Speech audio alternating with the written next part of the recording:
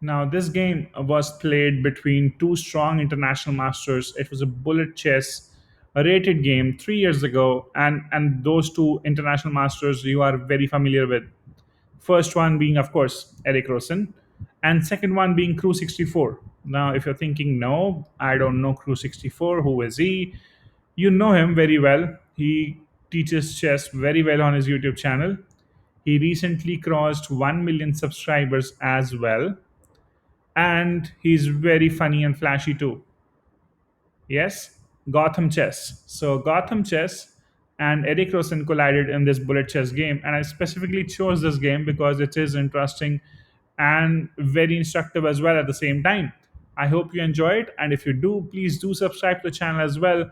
And let's begin with this video. Now, Eric starts off with c4, which is the English opening, and guess what Gotham Chess plays? He plays his favorite opening from black, the Caro Kann defense. So he starts off with c6.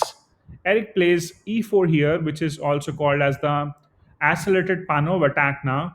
And here e5 is played by Gotham Chess, trying to make sure that the bishop's diagonal is already active. And the light square bishop will also be able to come out eventually whenever required after playing d6 once you put your bishop out. So in this position, knight to c3 is played by Eric, and Gotham Chess replies with a bishop to c4, c5, and this wonderful diagonal towards f2, which is always a weak point. You should always be trying to attack on the weaknesses. And f2 is a pawn which is only defended with the king. There's no other pawn which is only defended with the king. That is a weakness. You should always try to target that. Here comes a knight to f3 by Eric, trying to develop the knight, also hitting the central pawn, which isn't defended for now, and that's why d6 is played, defending the pawn. Also, now this bishop's diagonal is open, and we expect the bishop to coming out onto g4 very quickly. In this position, d4 is played by Eric, trying to make sure the center pawn structure is already disturbed. So pawn takes, and now knight takes the pawn. Of course, bishop can take, but you will lose the dark square bishop, which is very nice, so you don't want to trade off that piece. So here Gotham Chess replies with a knight to f6, developing a knight, attacking a pawn, which cannot be captured straight away, but the pawn cannot move forward as well because, of course, you can take, and preparing to cast on the king side.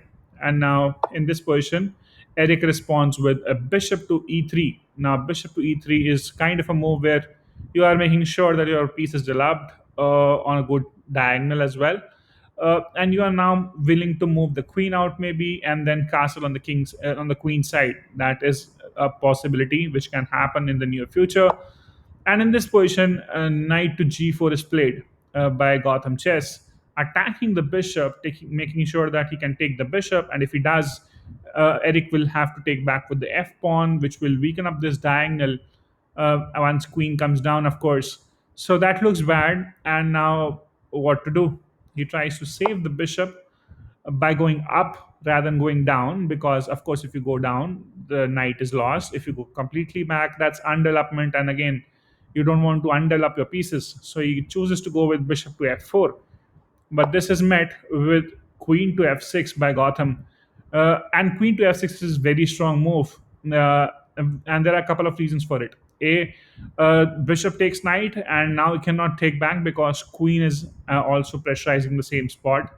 Queen is also attacking the bishop, and if you move the bishop back to e3, now the knight can capture it, and then again the same problem. The diagonal will be opened up, f pawn will be weak, it has to be moved away to e pawn in fact, and that looks bad. So in this position, Eric finds a very nice move, which is knight to e2, which defends the knight, which defends the bishop.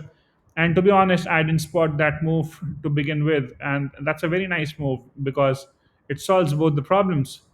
But here, Gotham Chess, of course, tries to attack further and now plays a bishop onto b4, removing the pressure from the knight. But now there's more challenges. For example, if you now try to save this with the knight, bishop takes is a check, and after you take back with the pawn, your bishop is lost. It's no more defended because the knight moved away from here.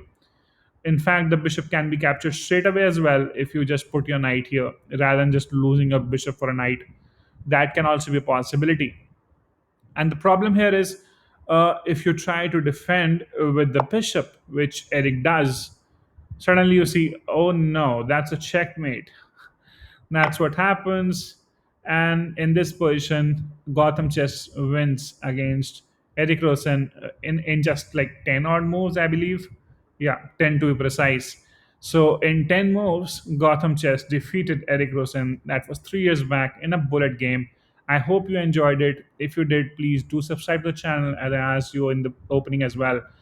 And I shall see you tomorrow with some interesting and instructive content like always. Thanks for your time. Take care. Bye bye.